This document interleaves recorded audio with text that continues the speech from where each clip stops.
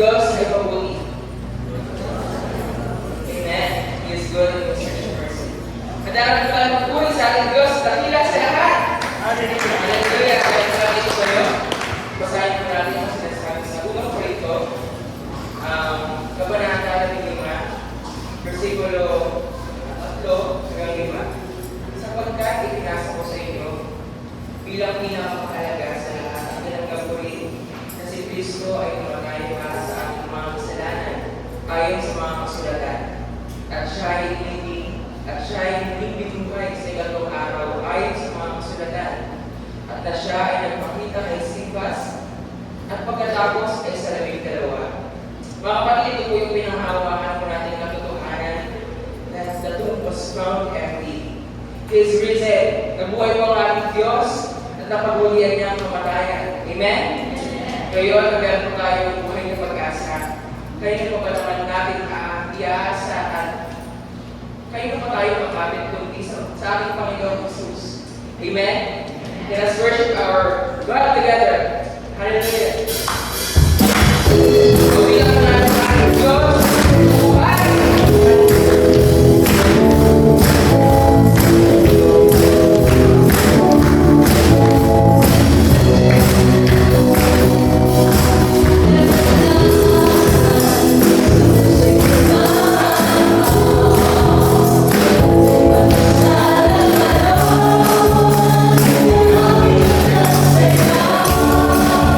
Thank you.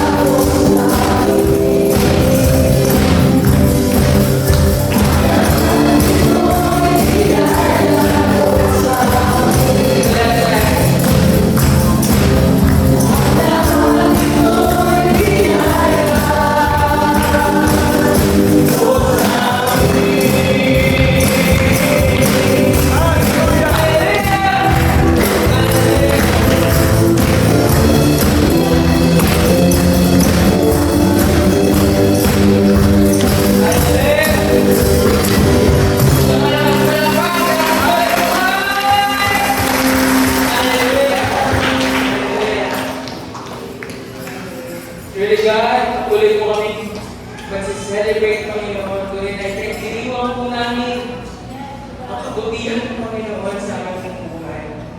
Ang inyong awa, Panginoon, ay tinapon mo sa aming mga buhay, Panginoon.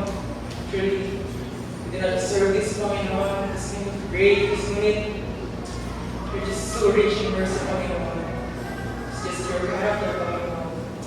Hallelujah!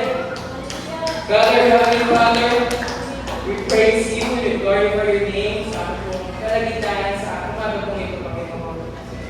Tunay, Panginoon, na kami po ay nagagalak dahil pinauulaw po sa aming mga kalooban na nagbibigay po sa amin ng kumpiyansa na makaharap sa inyong mga harapan.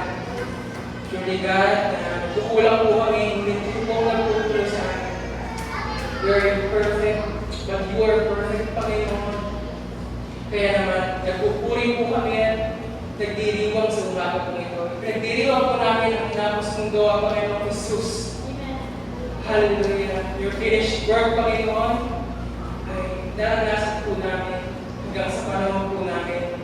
1,000 years ago, it happened, Panginoon. And still, naranasan po namin ang mga pagpapala ng Panginoon.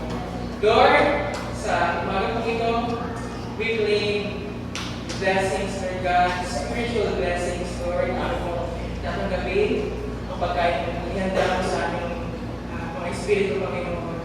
Allow us to sit down and listen, Lord God, very carefully sa inyong mga salita at katotohanan, Panginoon. Allow your pastor, your messenger, Panginoon, na bigyan niyo po siya ng kumpiyansa, boldness, ng marap, at i-declare lamang yung mga salita, Panginoon. Lord, we are very grateful, Panginoon, sa umaga po na ito. Bless po kami, Panginoon, hanggang sa amin pong pagpupuri, Panginoon, at pag-uwi mamaya, Panginoon. Ay ganoon din ay maisya po namin ang mga pagpapala ng kagalakan na pagpapala po namin nararamdaman sa inyo, Lord. Maraming salamat, Panginoon. Ito po ang dalangin sa pangalan ni Jesus. Amen.